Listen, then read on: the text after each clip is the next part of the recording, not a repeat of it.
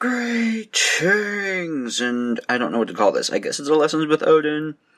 It has been requested for me to go over some threads for a beginner guide, so that is what I'm going to do.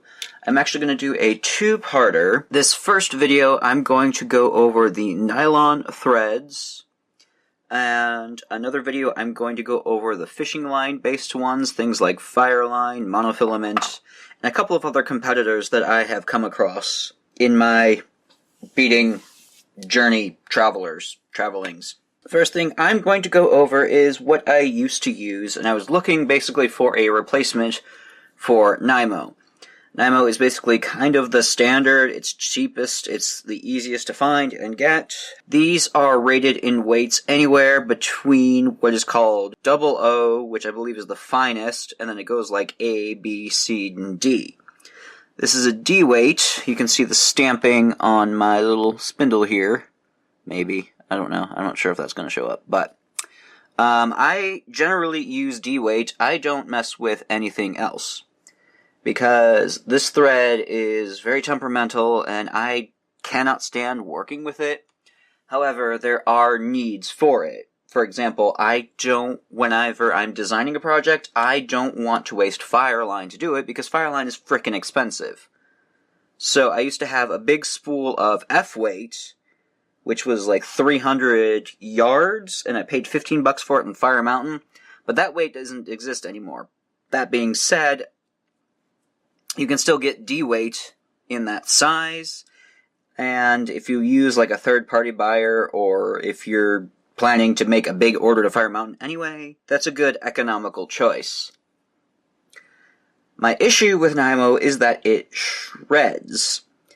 Now, generally speaking, when you work with a nylon thread, before you thread it on your needle, you're supposed to stretch it just by pulling at it, and you can even condition it by using a thread conditioner, which Thread Heaven used to be the main competitor for that, but they are discontinued. I made a beeswax type of thread conditioner. You can use beeswax like that, and all you would do is slide your thread through it. However, I have not noticed any significance in the quality of work and in the usability of it when I do this. I just don't bother, because of that, I don't bother, especially when I'm doing designs that I plan on tearing apart anyway. This also is good for things like bead embroidery or really tight bezels that require very intricate works that Fireline would be too rigid to work for. So, there is a purpose for this thread. I just get really frustrated working with it. So I've tried a couple of competitors. Ones that are mostly named are KO, which is a brand, I believe, so it's a special brand, Kobayashi, and then there's another one called Sono. And I didn't get Sono because I've worked with it before, and I found these two comparable. I found KO and Sono pretty much even when it comes to quality and frustrations. These ones are pre-waxed, so you don't have to worry about conditioning it, if that is the route you go. The cost is a little bit more expensive, and you can't really find it as easily. You have to go to specialty bead shops, and because of that, you have to wait till you make an order in order to get this replaced. Whereas Nemo can be found in your regular craft shops, like Michael's and AC Moore and things like that. This is also a bit more expensive. This is around, I think, $6 for a 50 meter, which is 55 yards, which is a little bit more pricey, but it can get you through a couple of large projects, such as at least something as large like this. It can get you through there. It does perform a bit better than Nemo, but I am still finding it to fray pretty consistently. But other than that, I don't use it just because I don't think of it, really. And between these two, there's not really a lot. This is more accessible to me, so I personally go for the Nemo. But this is a good option if you have access to it. or you don't drop it.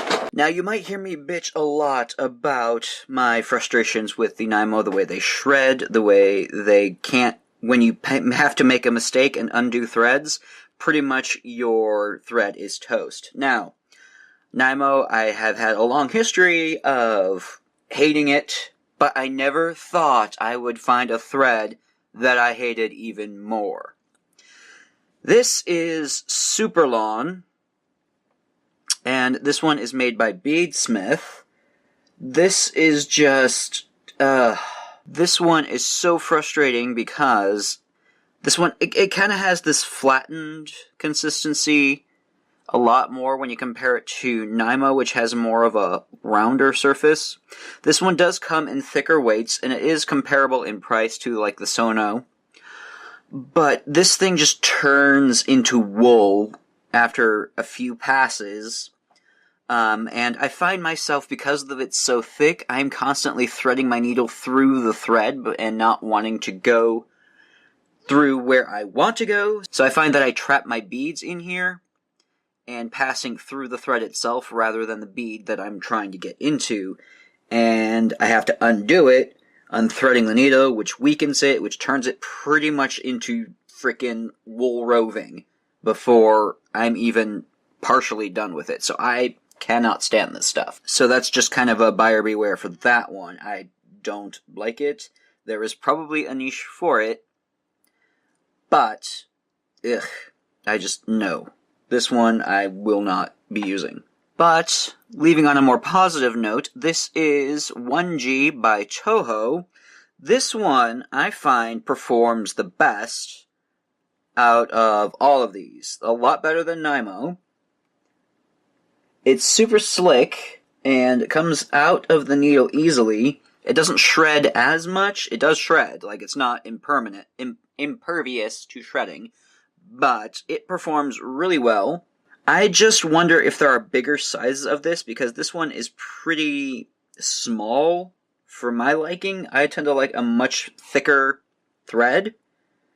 And I've also noticed that this one will randomly snap the easiest with crystals. Very cleanly, though.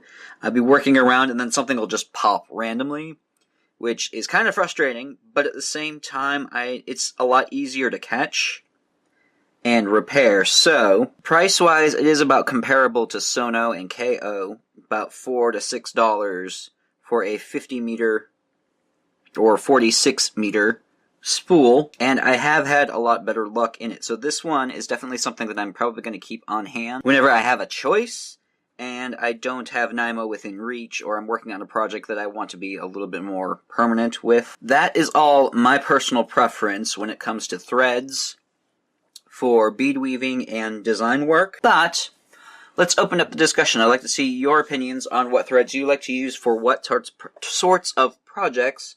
Leave me some comments down below, or come talk to us over at our Facebook group at Creations from Lessons with Odin, and start a nice little chat there. I'm going to have another video dedicated more towards the fishing lines, the fire lines, the monofilaments, the wildfires. I've got a couple of other brands that I'm looking into as well, so be on the lookout for that. But yeah, that is my impressions, and I've worked with these for a little bit, so I think that will do it from me. Be sure to like up this video and subscribe if you want to see more bullshit from me. Give me some specific questions if you have anything in specifics about these threads, and I can see if I can experiment and or answer questions for you. Check out all of my social medias if you want to see more of my work, including my jewelry, as well as my writing and so forth. All pertinent links are in the description box, and I want to thank you to all my patrons on Patreon for supporting me on this channel. It really helps me out, and it helps me bring better content for you. And if you are interested in getting exclusive jewelry tutorials once a month, consider becoming a patron over on patreon.com. I will leave links to that down below as well.